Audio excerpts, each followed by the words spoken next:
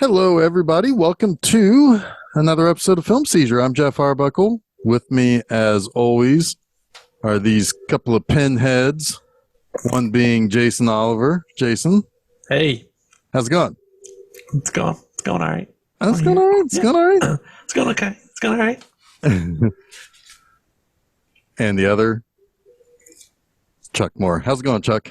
It's going good. I was trying to come up with like a Well, Hellraiser quote for Pinhead, and I was trying to figure out how I could make you guys the 7-10 split, but that's, that was getting clanky inside the head. So I was like, you know what, just introduce. Sometimes when it's clanky, you just got to give it up. Yeah. Give it up, exactly. So I backed right off of that. Yeah. You could have spared us that joke, Jeff. Oh, Ooh. you know what? All I'm interested in are turkeys. I was going to say, don't be a turkey. But I'm making bowling jokes. Why am I making bowling jokes? Why are you making bowling jokes? We are all, well, Jason has done no bowling jokes, which he's like, I'm out. I don't want to do this. I don't know. We are going to talk about the Farrelly Brothers. Well, this is their second film, Kingpin.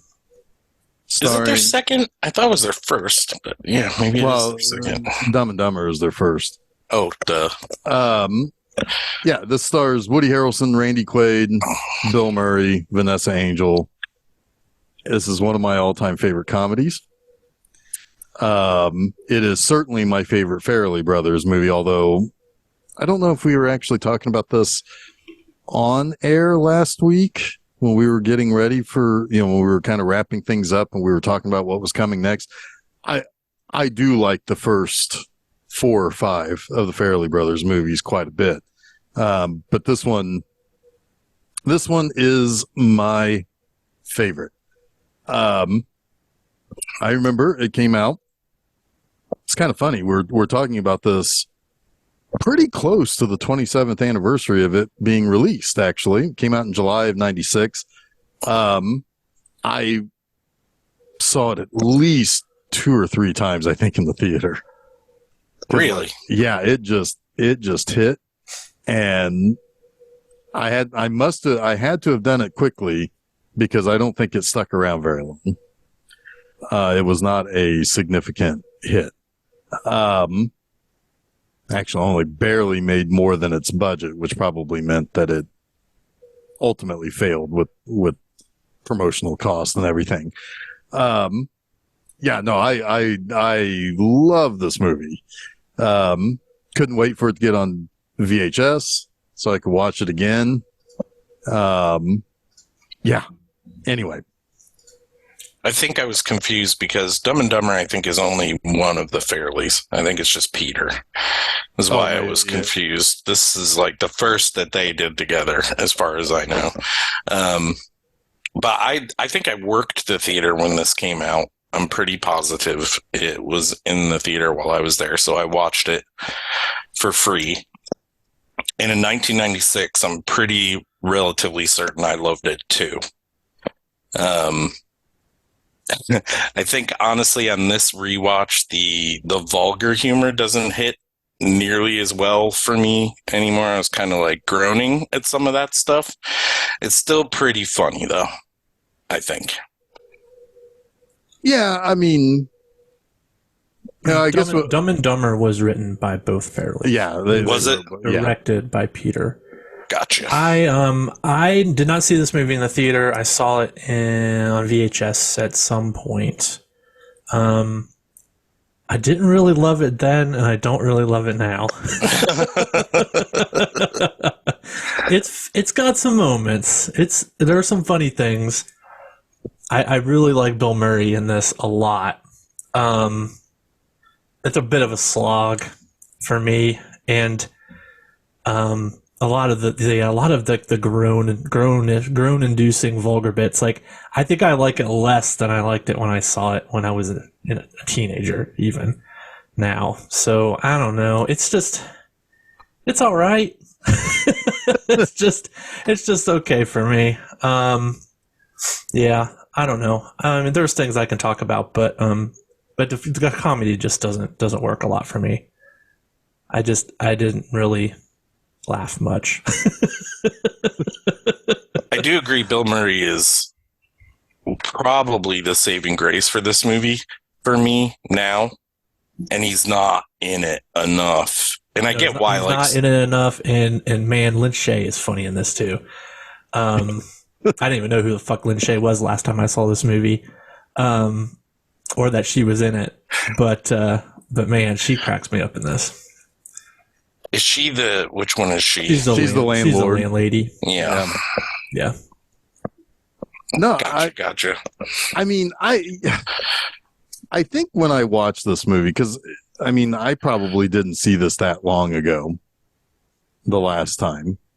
I don't know. It sets me in a,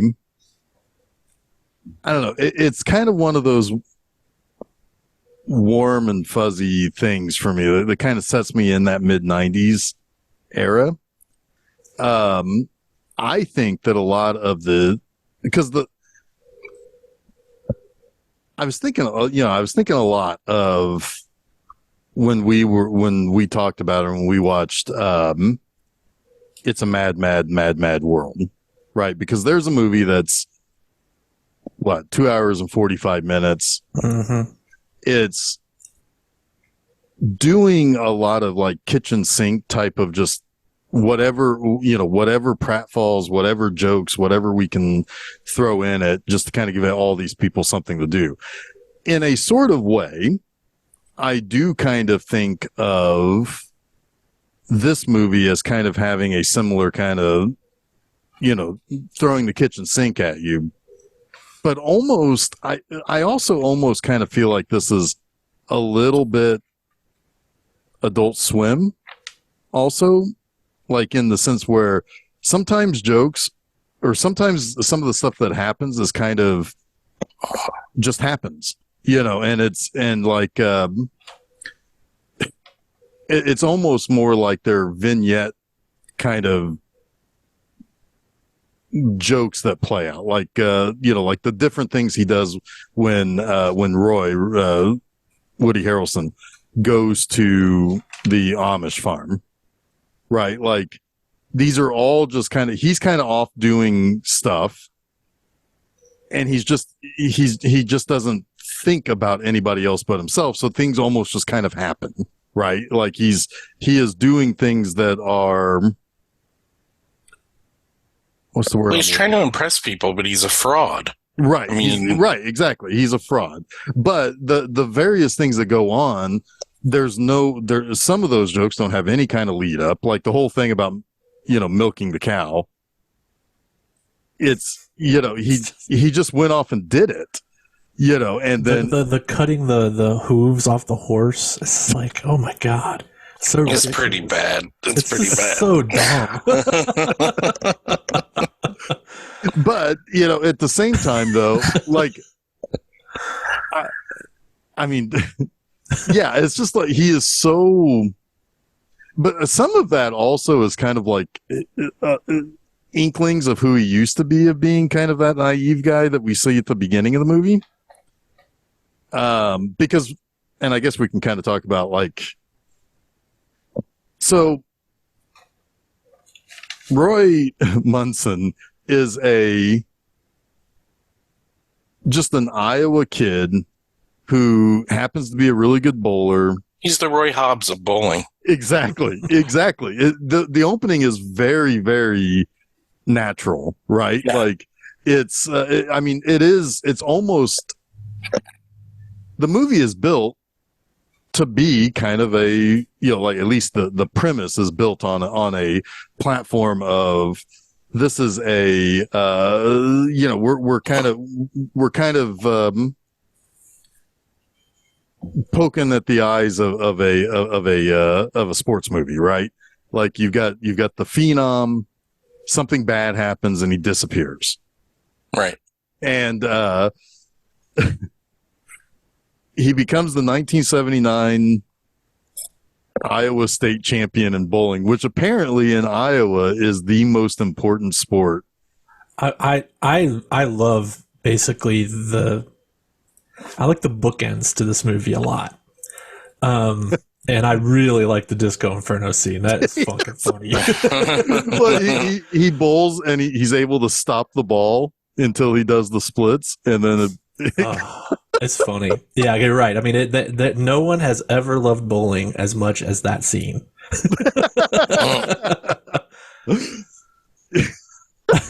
Well, and even in what, another movie that this reminds me of. So let me finish my thought on the whole. I was thinking about like the mad world, where this came out at a time where comedies were not to be over 85 to 95 minutes, period. And this is 114 minutes. Yeah, and I guess I watched the R-rated version, which is a little longer too. Did you watch the R-rated version? Yeah. I think it's like 119 or something. Yeah. But yeah, it's like this movie is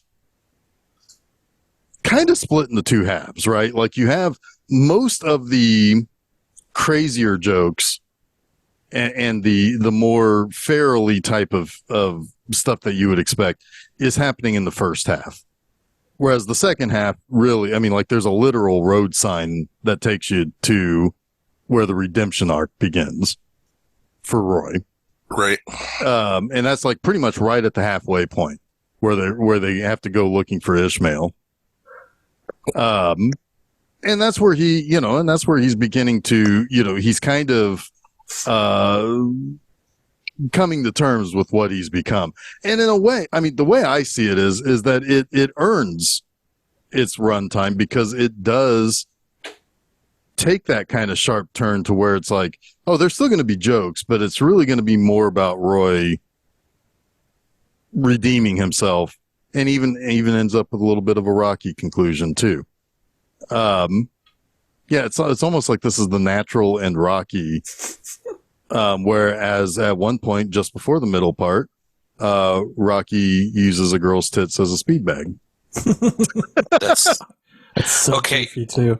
So that scene, goofy. It's goofy, and I don't know if he's actually hitting her boobs. I think they're actually like avoiding his shots. Oh, yeah, that's true. Yeah, absorbing them. Or absorbing. It's like they're moving. Yeah. They're moving out of the way of his punches. I don't know. It's a weird scene. It's really goofy. Like, I think about other Farrelly Brothers movies, and I don't think they had fully honed that craft yet, which is weird because Dumb and Dumber, the balance. Yeah. Dumb and Dumber kind of has it, but I think that movie is saved by its leads. Right. Whereas when it's going off the rails a little bit, you're still laughing pretty much. Like, yeah, I suspect the reason why this, and part of the reason why I think this is, I think part of the reason why this movie is almost 2 full hours long is because the first one, the Dumb and Dumber got made, and basically at this point, it was a blank check. And the Farrellys probably went someplace to look for more power because Dumb and Dumber, I think, was New Line that released that.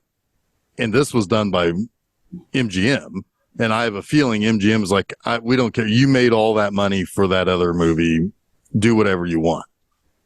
And you're probably right. That's probably why there is, what I call like the kitchen sink style of sometimes a joke is gross. Sometimes a joke is playing off of somebody's naivete or playing off of a physical bit.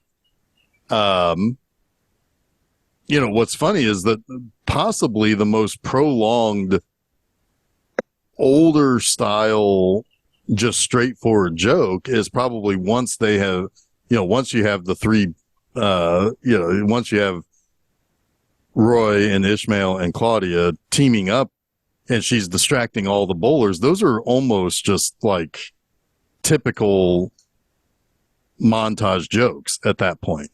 Yeah. Those are almost the most straightforward jokes of the whole movie in a prolonged state. Until you get to the old farmers, in which you need something a little goofier to deal with them. But yeah, I mean, I feel like that, maybe this is, we're going to do one where we throw everything in. And then with Something About Mary, that's where they really finally, kind of hone everything into one, into one plot. Although honestly, in some ways that even kind of runs similarly to this movie where there's, a scene from early on and then it flashes forward and it's, but anyway. Yeah, no, I hear you on the kitchen sink aspect, but I also think this story is so bare bones and the way that it moves forward is so, it almost rehashes itself 3 times to make a full movie. Like it could have been a 60 or 70 minute movie, but they go through the what's the phase in the beginning where Roy loses his hands? They're sharking people, and then they try to shark people again, and then they try to shark people again, and it's like it's like I get it, and some of those scenes are funny all 3 times. It's just like you don't have to show me each group go through this same phase, right? Like we kind of get it that it's happening, but yeah, I mean, I think that also, I mean, in a way though, I look at it as bowling is the only sport in this world, and it's, and so like, it is funny that it's treated like underground card games almost. Exactly. Like it's a road movie that also, it also necessitates them having to do these, to kind of con their way all the way out there.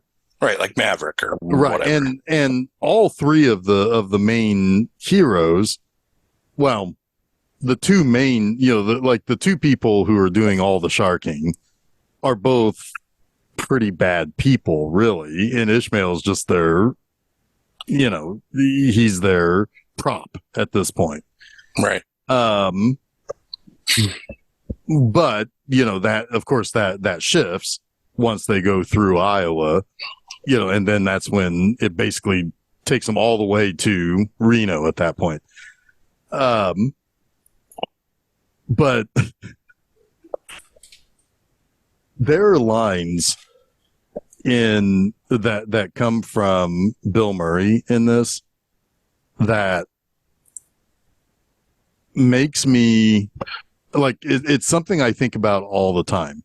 Like when he wins in the end and he's like, I'm Big Earn is above the law. I think of that. I mean, I think I will say that if I ever win the lottery. I can pay my way out of anything. I can pay my way out of anything. He's insane. Yeah. Did you notice that like almost every time he bowls, he steps over the line? Yes. Every time I was like, over the line, Smokey. Over the line, Smokey. It was zero, dude. It was actually to the point at the end that I thought, like, I hadn't seen this movie in forever. I thought they were going to call a violation. And he'd win on a technicality. Yeah. Yep. I thought so too. Yeah. Yep. Which would have been fine for this movie, really. It would have been like, okay, that makes sense. Like, he's Roy's not a loser, but he's not a winner either. Like, he would win on that kind of technicality, right? Like, that would be a Roy thing to do. Yeah. Yeah, this is, so, I mean, like, this, Roy makes a mistake. And one mistake changes his entire, which is funny because there was no way, like, he cannot avoid his fate because he beats Big Earn early on and he gets the sugar in his engine. Right. To which he even catches Big Earn. It's like, why do you have a bag of sugar in the back seat? For my morning coffee. Right. But he has to think about it first. So he has to first say, didn't I tell you to call me Ernie or Big Earn? Yeah. And then he has to figure out how to say that. So yeah, I mean, like he's kind of he's trapped in a situation where that's going to have to happen, right? Like he can't afford to get his he can't afford to get his car fixed. So Big Earn basically has kind of, like he's trapped in that scenario because he wasn't going to not beat McCracken in that thing, and then McCracken gets back at him, to which then McCracken then is able to entrap him into doing the sharking business. The sharking, exactly. Which then I also always think of the priest line where he says, it's like, it's my one vice. Well, two. While he slaps her ass. So while he slaps her ass.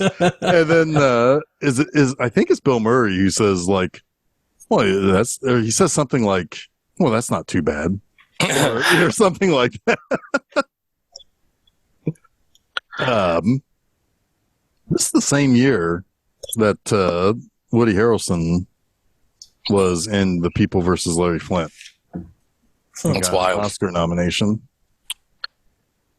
But yeah, so it's like, I like that movie. Yeah. That's a good movie. But then he's of course they get caught and they realize that's like, wait a minute, he's a ringer. Because they try to say that they're dictionary salesmen. Yes. I'm a priest, like you're a dictionary salesman. Right. Right. And so they put his hand into the ball return, which basically causes him to lose his hand. And then we flash forward to him now. And of course, I want to know if he's always been destroying jackets and destroying alarm clocks for the last 17 years. Oh, for sure. Because he's like, they should have had a stack of alarm clocks. Oh, I thought for a second when he threw that over there, I thought that I always remembered that there was like at least one other one over there. But you do see, like, when it closes in on or when it's like the close up of the alarm clock, there are holes in it, which is, But I always also remember when they do the whole shaving cream trick, and he breaks his nose. I like when he leaves his apartment and he says, I forget what the guy's name is, but he says, how's life? He says, taking forever. And the other guy's like, can you get sick drinking your own piss? Like, yeah, you can. Well, I think first he has. Oh, that's good. classic. That's classic. Like taking the joke too far. He says, can you get sick drinking piss? And he says, yeah, I think you can. He's like, even your own piss? And then he looks at him. It's okay. Like, what's the punchline? To me, that's a Farrelly Brothers joke, though. Yeah. It is always going that, like, you're now forced to have to think about him making his own drinks. Which is funny because there are conspiracy theorists online who will say that that's better for you anyway. Like, seriously, in the year I know there are. It's gross. 2023. I like when they're doing the con and they're at the bar. I think the chemistry between Murray and Harrelson there is phenomenal. They're talking about their, he's beating his all-time record and everything, and he's trying to talk him out of bowling for money while he's drunk. It says, you're on a gravy train with biscuit wheels. But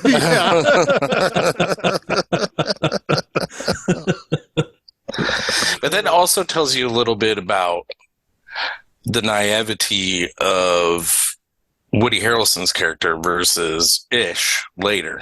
Like, Woody's not truly... What is his name in this movie? Why can't I... Roy Munson. Yeah, Roy. I knew it earlier.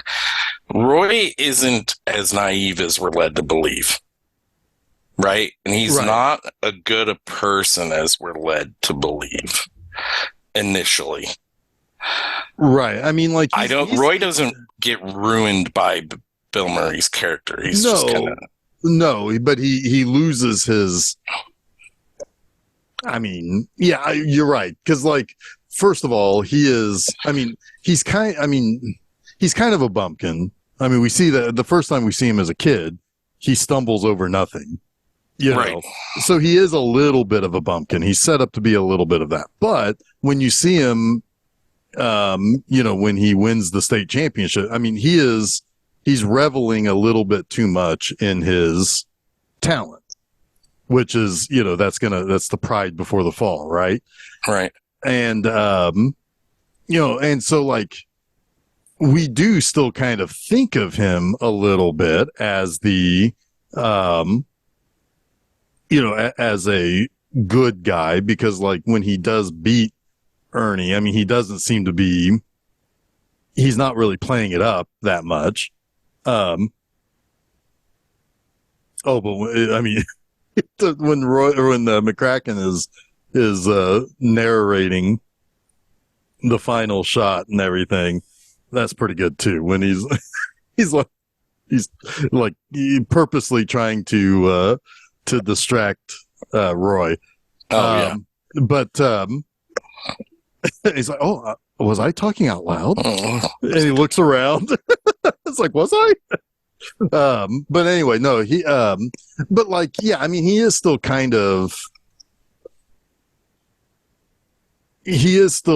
better than McCracken, but yeah, you're right. I mean, he's not exactly, I mean, we don't have much of anything to go off of other than we saw him as a kid.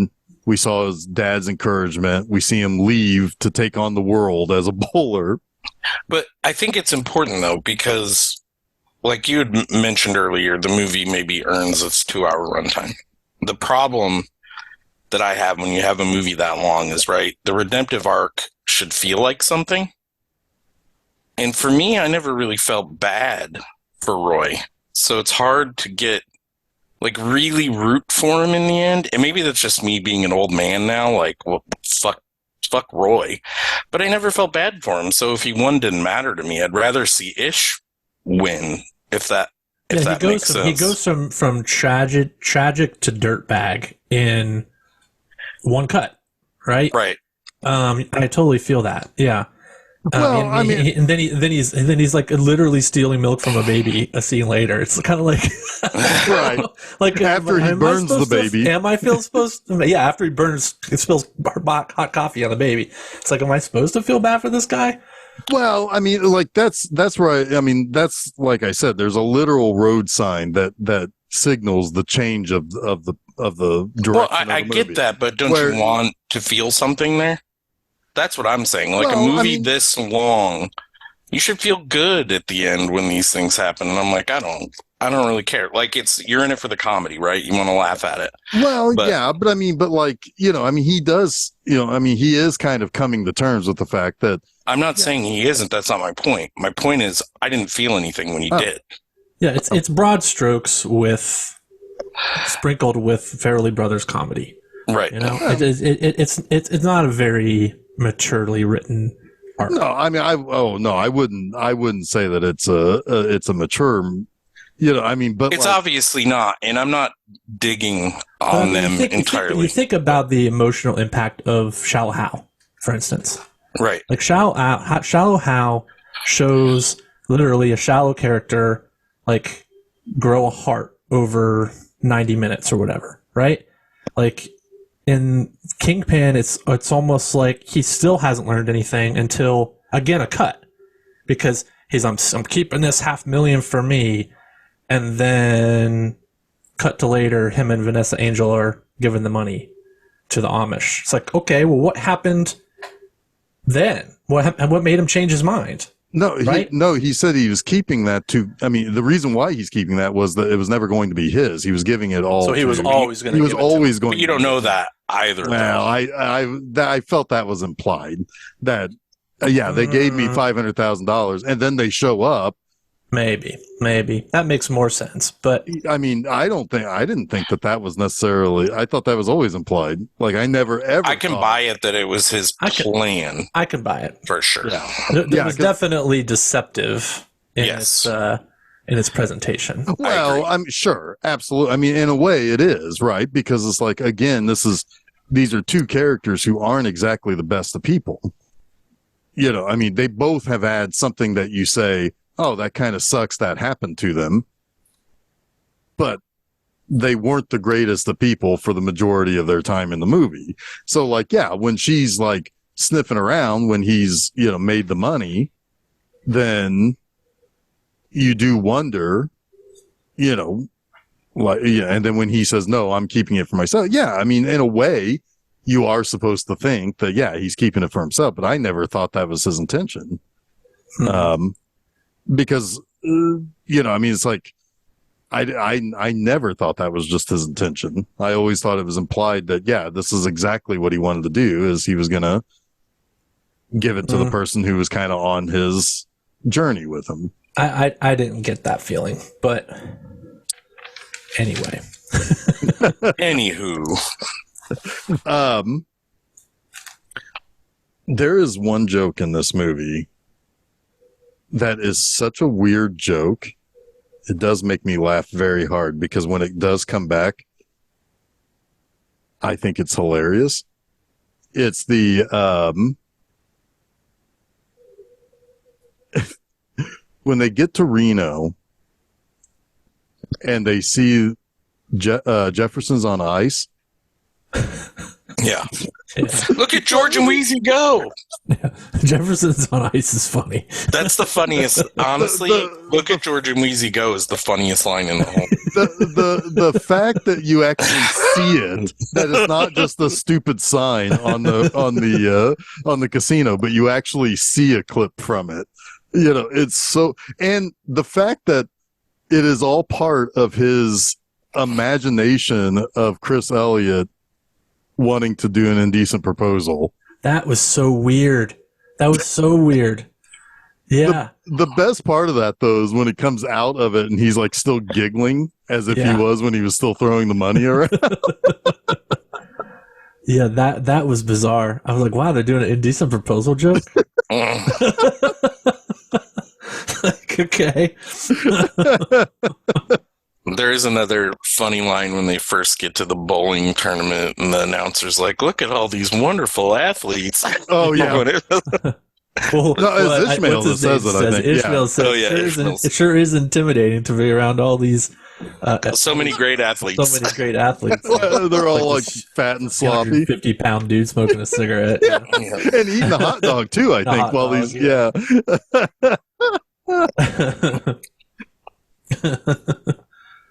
So there is definitely funny aspects to this movie, for sure. God, the fucking Ernie McCracken the commercial? Oh my God. Yeah. That kills me. That absolutely kills me. When the one kid says, sometimes when I wake up in the morning, Mr. McCracken is already home, or is already there. Yeah. Like, oh God, so good. And then when he's playing, when he's doing the football with the Oklahoma. Well, but then he's like, go deeper, Johnny. Yeah. Yeah. I also like the oh wow, you're behind on your dues. And they do all the calculations and it comes out to $38. Yeah, you haven't paid since 1979. Oh man. Interesting. Yeah, what's that going to set me back? And then there's also I think this was in all the trailers too, like when they're like interviewing him because he's like kind of the surprise like quarterfinalist or whatever, and it's like, so what have you been doing for the last 17 years? And he's like, drinking. It's like, I think the guy says, "Are you still drinking?" He's like, "What, you buying?" Are you buying? Yeah. My favorite character in this whole entire movie is Bill Murray's hair. Yeah. It is in that last scene when he's bowling and he keeps flopping out to the side and it's just like a shelf going like a foot away from his head. Just kills me. That's the second best competition in the last scene is the battle of both of their hair. Yeah, both of their hair goes nuts. Yeah. I love that Woody Harrelson's still wearing his 1979 bowling outfit. Yes. He hasn't gotten anything new. I need to find my something like that for a favorite- Halloween. My second favorite hair and makeup department thing is Rob Moran's eyeliner. Holy shit, that guy cracks me up. Stanley. Yeah, what's up with Stanley in this movie? Holy shit. The villains in this movie are my favorite. And Rob Moran is so funny as that weird ass, like, I don't even know what he's supposed to be. Kind of a gangster, But he's just kind of mod. Yeah, but he's Like just very, like very 90s self-important. He kind of reminds me of Julie Louis-Dreyfus's husband in Christmas Vacation. Yeah. That's another thing I think they could have done a better job of in this movie, is alluding to the fact that bowling is a stand-in for like something else. Like, it's the seedy underworld of bowling doesn't feel seedy enough almost. Yeah. You know what I mean? Like Rob Moran almost sells that whole aspect of it as like bowling is it's the most popular thing up here, but it's also the dark belly of the underworld. Yeah. Well, it's just it's very cartoony. Yeah, I mean it's like so right, again, because there's a weird balance that doesn't quite work. Yeah. Right. Yeah. I mean because like it also is funny that like the bowling alley, like every bowling alley they go to is always like hopping, right? Right. Like a couple of weeks ago, I was at a bowling alley on a Friday night and it wasn't half full. You know, I've been to some pretty busy bowling alleys lately, actually. Someone was telling me they tried to get into a bowling alley and the wait was like 3 hours long. Yep. What are they living in the Kingpin? I want to go to that world. No, the Franklin Bowl was like that a few months ago, and then we had to go to Southern and wait an hour. Like, yeah, that's what I've heard the same thing from someone recently. I can't remember. Southern Bowl still Southern. It's not Southern. It's Expo. The one. Oh, okay. I was gonna say I thought Southern Bowl was my hangout, and there were times where that was like back in the 90s. Yeah, there was a time where it was like, yeah, I may have to wait a little bit on a Friday or Saturday night to get my Cosmo bowling lane. I feel like if this movie had been made 5 to 10 years later, that Rob Moran character would have been played by Will Ferrell, 100%. Oh yeah, totally. As the character from Zoolander, almost. Yeah, kind of like Mugatu. Yeah. Yeah. But the guy's suits, they were the craziest suits. They went almost down to his knees. Yeah. Very, very 90s kind of hipster, like rich hipster 90s guy, you know. Almost like those brothers in the club on SNL that Will Ferrell was one of. Yeah, definitely. Yeah, they would have fit in there. Well, and then he Yeah. had like and he had a sidekick who was like literally like a bulldog. Yeah. Who would only mostly bark at people. Yep. Yeah. Although that scene does have another funny thing with the Nipples. With the nipples. It's just the double takes of Woody Harrelson is what actually kills me in that. Because like first it's like, okay, of course we want to see Vanessa Angel's nipples. Absolutely, of course. But then when Ishmael does it, well, first of all, he already gets irritated at him because he like everything depends on this next role, and he's like, you know, goofing off to go get Roy. Well, I think he's irritated because he wanted her to get the beer and have her nipples hard again. Well, that's fair too, but he also was pepping it up by saying, "You really need to be on because we don't have the money that." Yeah, right. Like, you got to do this. So I think he even tells us, like, you got to focus. Right. And so then the double take when he looks back and his nipples are hard too. It's just fucking great. It is funny. So this was before Randy Quaid became an absolute insane person in real life. Like, I don't even know if he's even allowed, like, if he can even come into this country anymore. I think Steph said something. This reminded me that I used to like Randy Quaid. Like, watching the movie. I mean, like back then, it's like, he used to be somebody who would show up in something, you'd be like, awesome. And then, but now it's like, he's whatever happened to that guy? Isn't he? He's wearing tinfoil hats and Like he hasn't shaved in like Live streaming 20 with years. his wife having sex. Yeah, it's weird. Yeah, it's weird. It's real weird. Lynn Shay, yeah, we brought her up. You wanna talk a little bit about that, Jason? She's just funny, man. Like that. She's so gross. Like she's absolutely gross. But it's Lynn Shay. Like seeing Lynn Shay and knowing it's her now, because I don't know, probably maybe the last time I saw this, I knew it was her, but definitely not when this movie was.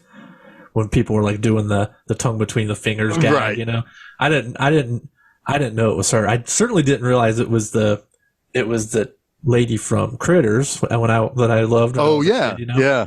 But man, it's funny watching her do that role now because she's having a blast. Yeah, and, well, you can see it. There's the outtake at the very end. Oh, at the very end. I couldn't get through the John Popper at the end. Enough Blues Traveler. Enough of this fucking ska soundtrack. But man, when she says when she starts talking about having to take a crap. Oh god, it's like it about you really sex? Jarred something loose, Tiger. Oh yeah. God. And he's barfing at the same time. It is so gross, but it's so funny. So what is it about great sex that makes you have to take a crap? It must be all the thrust. All the thrust. Oh, you really and the fact that she keeps Tiger. The fact that she keeps haunting him. Oh God, I know. He's like the thing that keeps him motivated. The fear of having to go back to her. And the funny thing is that technically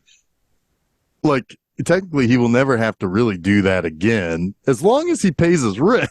Oh man. But the whole reason he's like 3 months behind. Doing your tongue exercises. Oh God.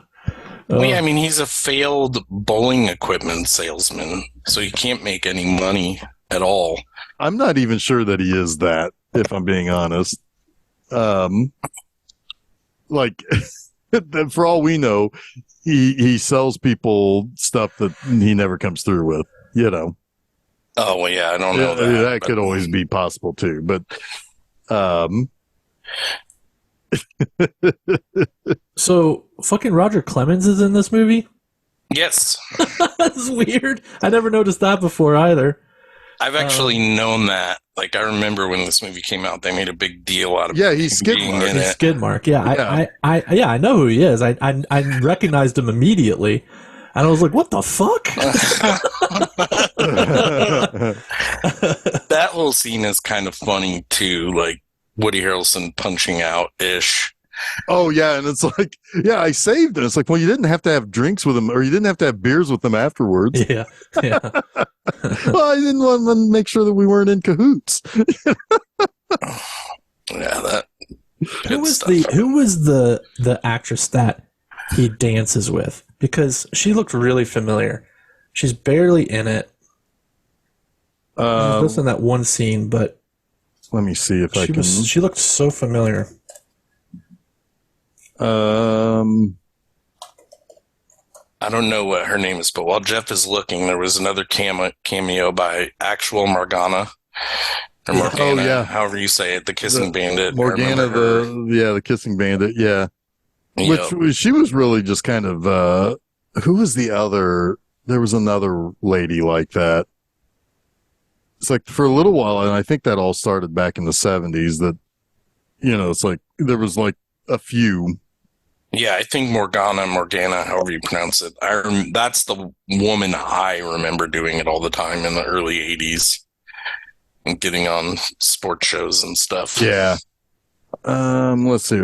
Okay. Yeah, I can't find. She's somewhere deep in the credits. Yeah, I can't find. Oh, it's Libby Langdon. She's credited as Skidmark's squirrel.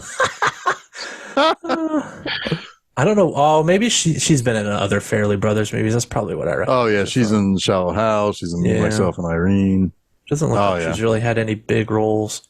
She hasn't worked. I think she's I think she's the mom in Outside Providence. Did she do voice work? Not that I see. No, she is. She's Shauna Tosi's mom in Outside Providence. That's a good Farrelly Brothers movie. At least when I remember watching it for the first time. And Boy, that's one I have not seen in a long time. I just remember expecting a Farrelly Brothers comedy and leaving like, well, that's actually quite touching, that movie. Yeah, it definitely left a lot of the like vulgar humor out.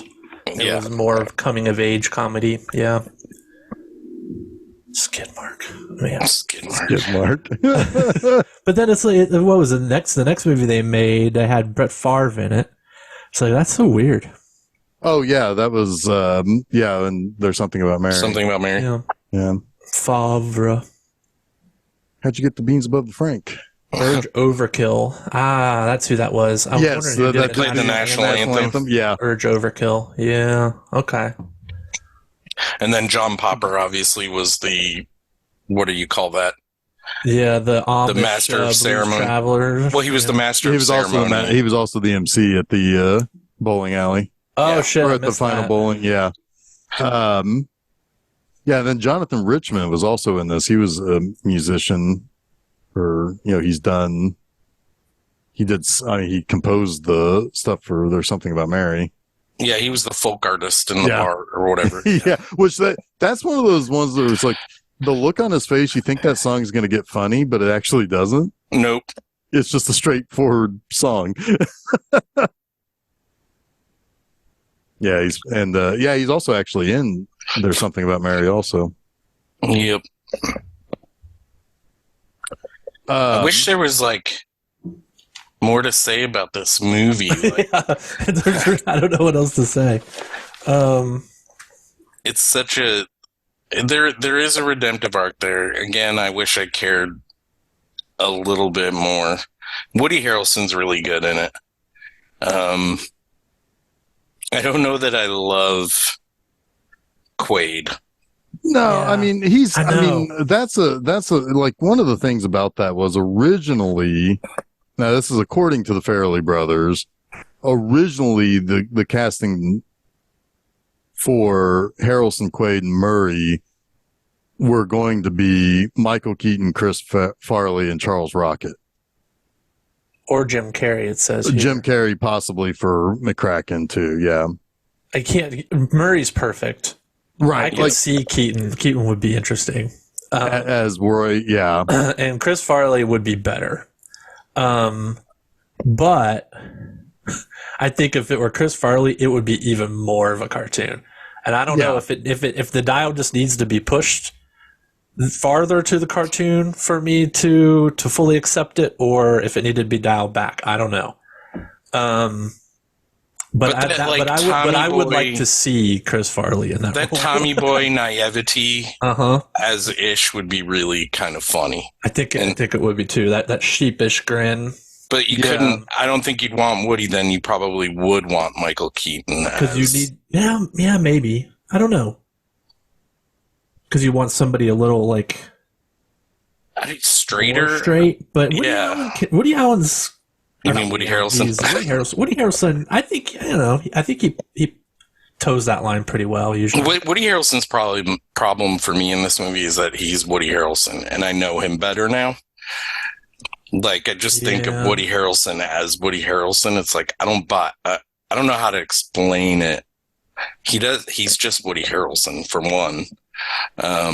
But yeah, I don't know. He's good in it. I think he's good in it, so I'll just shut up. Well, I mean, no, you make a good point because, the last thing I'd seen Woody Harrelson in before rewatching this was Triangle of Sadness, where he was Woody Harrelson. Right. Yeah. And I think about and that was the best scene in that movie. Yeah, it was. Whole big middle chunk. Yeah. Yeah, that big middle chunk was the best part of the whole movie. Yep. And he had a lot to do with that being the best part of it. And his interaction with the other with the Russian capitalist, because he was the American communist and the other guy was the Russian capitalist. Yep. Yeah, because most of the time I think outside of People versus Larry Flint or Natural Born Killers, yeah, most of the time Woody Harrelson, he's kind of like a Jack Nicholson, right? He's just kind of playing that, that same kind Right. of type that you expect. Very rarely does it really shift too far outside of that. Because I'm even thinking, because I was looking through some of his other stuff, it's like all of his movies in the 90s with Doc Hollywood and White Men Can't Jump and, The Cowboy Way or, Ed Money TV, Train, they were all just him. Yeah.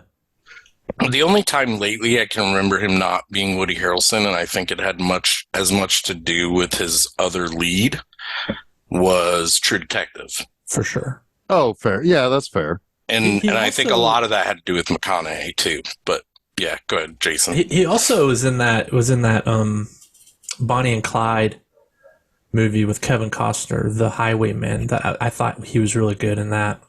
I've been wanting to watch that. I haven't watched that yet. It's pretty good. Yeah, it's interesting. It's from the the lawman's perspective. Right. Pretty interesting movie. I did not like, but it wasn't his fault. 3 Billboards Outside Ebbing, Missouri.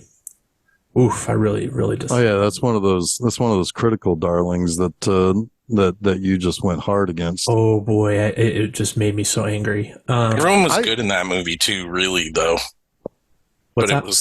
Everyone was pretty good in that movie. It just wasn't great. They were good for what they were expected to do, but the flaw in that movie was one particular character, and their treatment of that character that made no goddamn sense at all.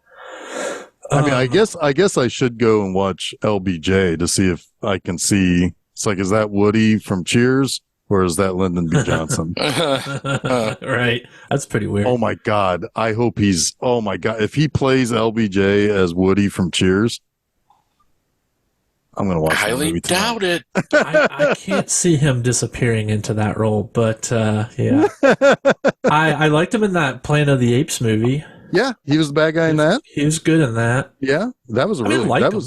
Yeah, no. I mean, he's pretty good in the Hunger Games movies too. I mean, he's just playing another version of himself. That's the whole point. Is I mean, so, but yeah, I mean, I don't know. I mean, it's just one thing I do like, and this was one thing that really with this movie and People versus Larry Flint that I think a lot about when I see him, and it's he at that time coming off of Cheers, because when he was on Cheers, he and Sam are the good looking bartenders where all these schlubs come in, right? It's it would kind of make sense that he would have continued looking in Cheers. Say what? Woody Harrelson was good looking in Cheers. Yeah. Well, okay. Yeah. I mean, he had all of his hair. I just don't remember him Ted Danson. He wasn't treated like that character. No, he was a bumpkin though. I mean, that was, but I think he was kind of treated as dumb and cute. Yes. Yeah, more cute, whereas Sam was the adult. Yeah. The hunk, right. Yeah. But you would have expected him, especially because he's kind of, in Doc Hollywood, he's kind of the other guy going for Julie Warner and that when Michael J. Fox comes into town. You would almost expect him to kind of continue to play your quintessential male leads, right? But with People versus Larry Flint and with Kingpin, I mean, he kind of uglies himself up a little bit, which means that, he actually wants to act. He's not skating by on anything. Mm-hmm. You went to the Nick Cage School of Acting, ugly yourself up. And Right. I mean, have you ever seen an ugly Tom Cruise? No, because Tom Cruise is always Tom Cruise, and he's, No, I've seen that movie with, I can't remember the name of it, where he's in the fat suit. Oh, is that Tropic Thunder? Yeah, Tropic Thunder. Oh, well, that's an ugly Tom Cruise. Sure. But he was what? He was almost practically a cameo in that, right? Yeah, pretty much. Yeah. It was a really funny cameo.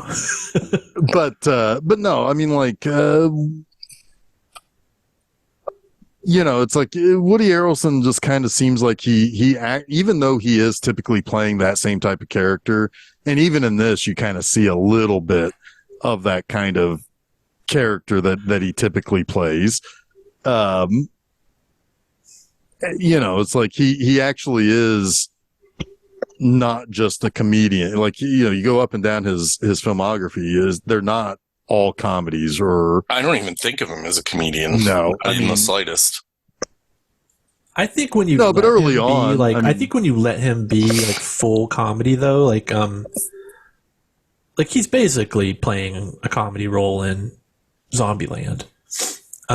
He's still kind of playing like grumpy Woody He's Harrelson. hard edge, yeah. Yeah, he's still playing kind of grumpy Woody Harrelson, takes things too seriously, but it's with a comedic twist, I'm not saying he's not playing it a little over the top. Yeah. I will say for this movie, it's like you can see all the things that are coming with the Farrelly brothers. You can see the tight comedy with a heart. I just feel like this one is just not tight enough somehow. I don't know how to... I think we've kind of explained where we think it's not tight, but it's just that they haven't put it together yet. And it's got all of the stuff that they will do well later in a tighter sense. I wonder if, because they only directed this, they didn't write it.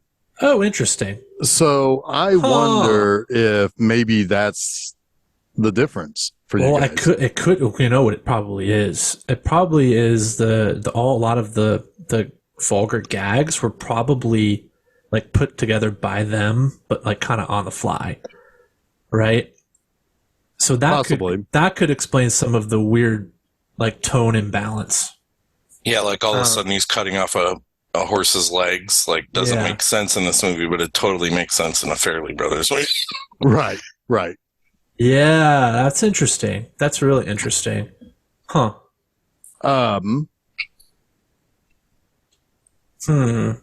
There are a couple of other things I do want to mention.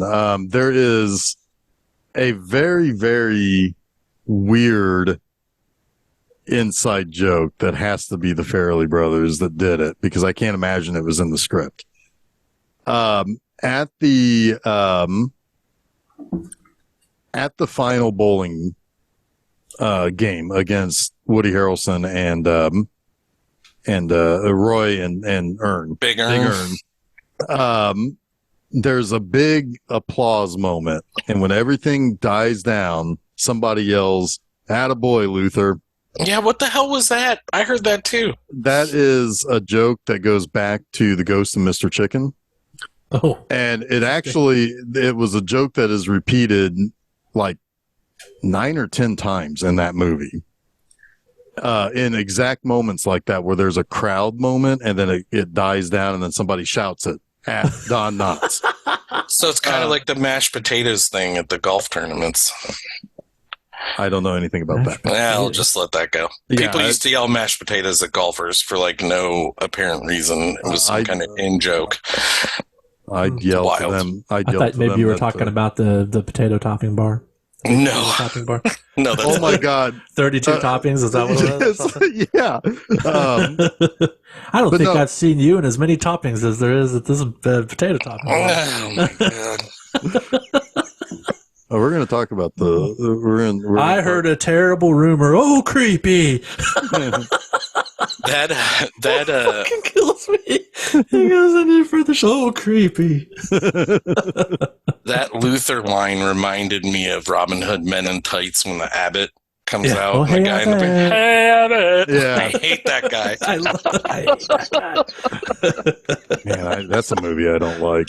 The only funny part of that movie is that line, I think. That movie has like 3 things. That's it. Yeah. Yep. Hey, I'm trying to see if I can find out anything more, because that line in particular has been in several other things. Hey. So it's like the Wilhelm scream, kind of? Kind of, yeah. It's like this film, here it is, right here.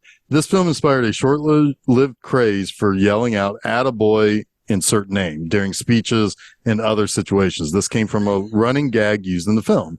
The Farrelly brothers used the same gag in Kingpin. Interesting. Which is funny because it's my least favorite funny thing in Ghost of Mr. Chicken. But as soon as I heard that, I was like, It's Ghost of Mr. Chicken. Man, I haven't seen that movie in over 30 years. Steph and I both like called that out as odd, but we didn't know what it was from. But it's a long-standing comedy thing that started with Ghost of Mr. Chicken. I can dig that as like a little slide-in thing. Yeah, I mean, it's very clear that the Farrellys grew up watching that movie. You know, it's like, sure. Because also that's another movie that has silly gags and silly jokes and silly characters that also has a great deal of heart. Like at one point in Ghost of Mr. Chicken, it goes from this guy, like there's 3 different parts of the movie. Guy goes to a supposedly haunted house. Guy then tries to convince everybody that the house is haunted, to the last act is the guy is now being sued by the people who own the house. It's a really weird like 3-act story in the Ghost of Mr. Chicken. I'm starting to think that somebody bet you that you had to bring up the Ghost of Mr. Chicken in the episodes of Film Seizure recently, because I swear this is like the 4th time in the last like 8 or 9 episodes you brought that movie. I know. Well, we definitely brought it up during for Mad World. Yeah. Because it's the same kind of era of comedy, right? Yeah. Right. But anyway, yeah. So, but the other thing is also, I'm a big fan of Vanessa Angel. I like her too. She's. I mean, I like looking at her. Is what I'm getting at. And in this, it's all. Don't beat around her bush, Jeff. Well, no, she's got to have 2 hairdos to wear some of the outfits that she. Yes. I'm not even sure I know exactly what that means. But I asked Steph, what does that mean? She's like, you know what that means. I'm like, okay, I know what that means. I mean, I know what it means, but I don't know what it means. Right. But yeah, she like didn't really catch on, did she? Because this came in the midst of her doing Weird Science on USA. Yeah. Which was a show that I remember specifically watching sometimes because it's like, oh yeah, the girl on there is really, really hot. She's not the girl from. No, she's not in Dumb and Dumber. No, right? No, that's Lauren Holly. Yeah, that's what I was going to say. She's like Dime Store Lauren Holly is what I almost said. But Lauren Holly didn't go on to do a ton either, did she? She married Jim Carrey, I guess. I mean, yeah. No, I mean, she did something, but she was just typically like hot girl. Lauren Holly was in the Bruce Lee story, wasn't she? Maybe. Oh, did she play the wife? Maybe. I think she played the wife. Yeah. But yeah, I mean, like for the most part, it's like she was just. I mean, she was mostly cast as hot girl. Yeah. We need a hot girl. But what's funny is that she has. I mean, she's a British woman who has almost like she has like. You would almost expect her to be like the Russian spy in a James Bond movie or something, right? Or an Austin Powers 4 or something. Absolutely. Yeah, it's kind of weird that she. Yeah, her credits kind of suck. Yeah, there's really. I mean, like she did show up in another Farrelly Brothers movie down the line. 15 years later, she was in Hall Pass. But other than that, oh wow, yeah. But yeah, I mean, like, you know, like she was in 91. She was in a movie called Killer Instinct that looked like a Basic Instinct. Yeah. I think it was. It was like Homicidal Impulse, but then it was renamed to Killer Instinct, probably for video stores. Yeah, but it came out before Basic Instinct, so it must have been renamed like on video release or something. Oh, weird. I always thought that was like a bite on Basic Instinct, but yeah.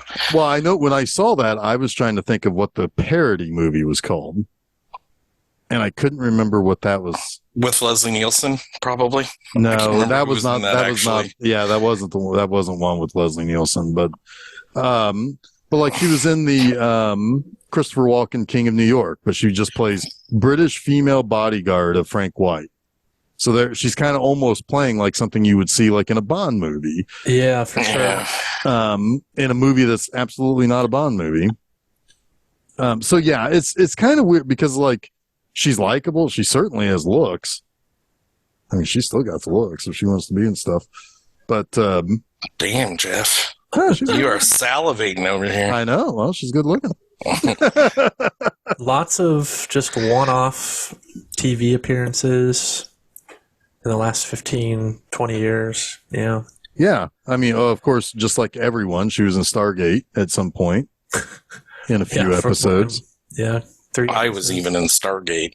Yeah, I know. I didn't even know all three of us were in an episode. Yeah. Did you guys know? I really liked your arc, Chuck. That was a good one. Thank That was you. really good. Yeah. As guy in background number 2, you know, it looked like you really went through some stuff there. Yeah. Oh, I think he had that one line though. Get to the Stargate. Yeah. Yep. I need to make it. We need to make it stand now. We'll never get to the Stargate. Oh, she is the lead. They wouldn't let me deliver it like Arnold. Yeah, that's unfortunate. No, she co-stars with Corey Feldman in Puppet Master versus Demonic Toys. Oh my I'm God! going to make a note of that one. Yeah. Rumble in the toy box. Yep. Is that what it says? That's the tagline. Oh my God, that's actually pretty good. Yeah. Yeah, I know. It's The surprising, right? undisputed plastic weight champion of the Oh world. my God! The Puppet Master toys weren't even plastic.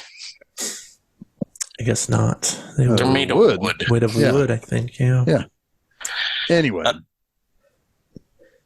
I guess Anything else on this one? I guess not. David S. Goyer wrote Demonic Toys. Oh my Yeah, God, It's that's probably amazing. really bad then.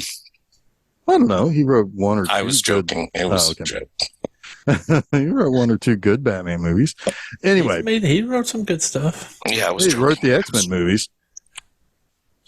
I think, I mean, or some of them. Anyway, Anywho, what are we um, concluding? well, okay, so I mean, there would have been a whole lot more to say if you guys like this movie as much as I do, but if Don't anybody say that. well, if there's more on the table, then please say it. no, that's no big deal. Anybody out there listening who loves this movie as well or likes it more than the other two guys, you know where to find me. We'll talk Kingpin for hours. I don't know what you would talk about.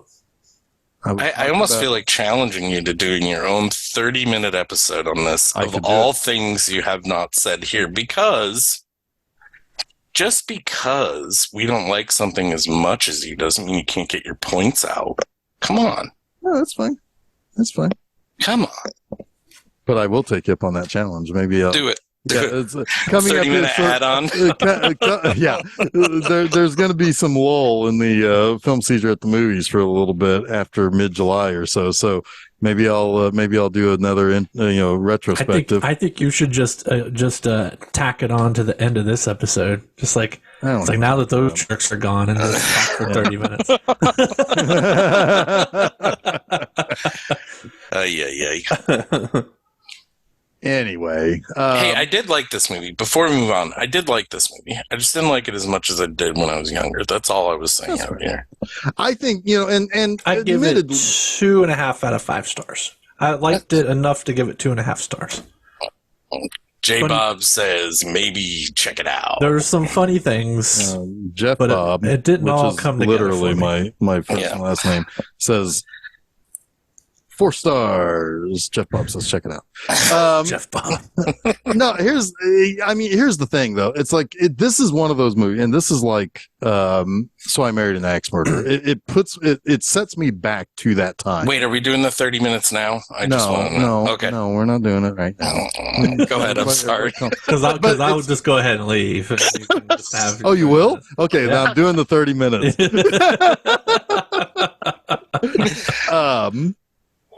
No, it does. It sets me back to a time where it's like this movie, just for whatever reason, much like with So I Married an Axe Murderer, or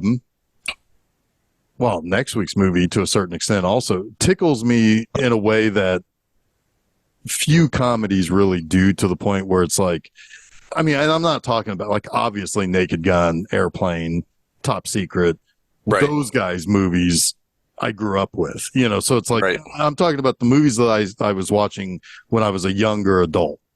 The later movies. Later ones. Yeah, because really, honestly, like after next week's movie, which comes right at the end of the 90s, I don't know if I can count more than 5 or 6 comedies that I really love since. How many Bowfingers can you count them on? About 5 or 6. But yet, you know, this one, and Something About Mary, of course. Dumb and Dumber, maybe. That's the last time I tried to segue you, Jeff. Anyway, I know what you're trying to do. Damn it, I'm on my 30 minutes time here. You want to leave too? I'll boot you both out. Anyway, no, but like, yeah, this just kind of sets me back to the time when I saw it in the theater, and I thought, and I was honestly, when I saw it, I probably was one of maybe 10 people in the entire auditorium when I saw this movie when it came out. And I loved it. And I don't care what anybody says. I can appreciate that. And I still love it. And I will probably want to watch it again real soon. I can appreciate that too. There you go. It's almost as if, and I said this to Jason the other day, it's almost as if we're all adults here and we can appreciate that people like things that other people don't, and vice versa. Professional tease here. I appreciated next week's movie a lot more this time than I did Kingpin. I'll say that.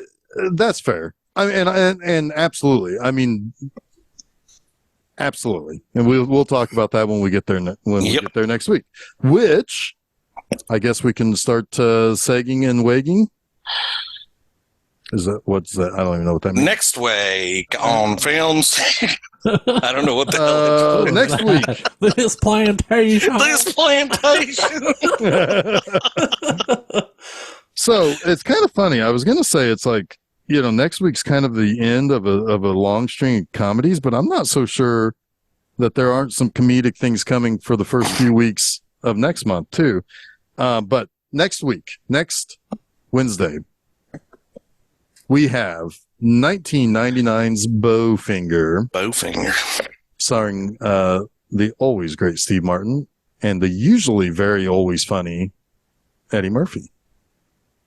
That's a lot of qualifiers there for Eddie Murphy. Well, he's had some rough eras. Okay. I don't know if I said this. I think I was saying, well, I'll save it for next week. Anyway. Do it. So that's going to be next Wednesday, filmseizure.com. You can go there. You can find all of the places that you can go listen to our show, listen to, like subscribe to us at the various podcast places. You can follow us at places like Facebook and Instagram. You can find out all those places there as well. So that's on Wednesday. But next Monday, for also on filmseizure.com, we have my Monster Mondays episode on the second episode of Night Gallery. Ooh. So I got some Rod Serling business to take care of. So all the same places, filmseizure.com. This upcoming Friday at my website, bmovieanima.com, I have a review of Stephen King's Maximum Overdrive. Yes. Yeah, it's an interesting movie. I think I definitely like it more than I did as a kid, but oh my God. Again, because of Stephen King, he fumbles the bag hard at the end. I loved that movie as a kid. I hated that movie. It was always on TV, and I loved it. You know what I hated about that movie was when the truck was running down those kids playing Little League. It's like, God damn it, I was in Little League. And I like Cokes out of machines. Stephen King has a thing for killing Little Leaguers. I don't know what it is, but yeah, I know, right? Yeah, he did it. And he loves baseball, so it's weird. Yeah. And he, it was. But he's a Red Sox fan, so he's warped. Well, he is warped. I mean, you got that right. Anyway, so that is coming up until next week. Don't get Munsoned. And I am Jeff Arbuckle. And I am Chuck Moore. And I am Jason Oliver, and you have been listening to Film Seizure.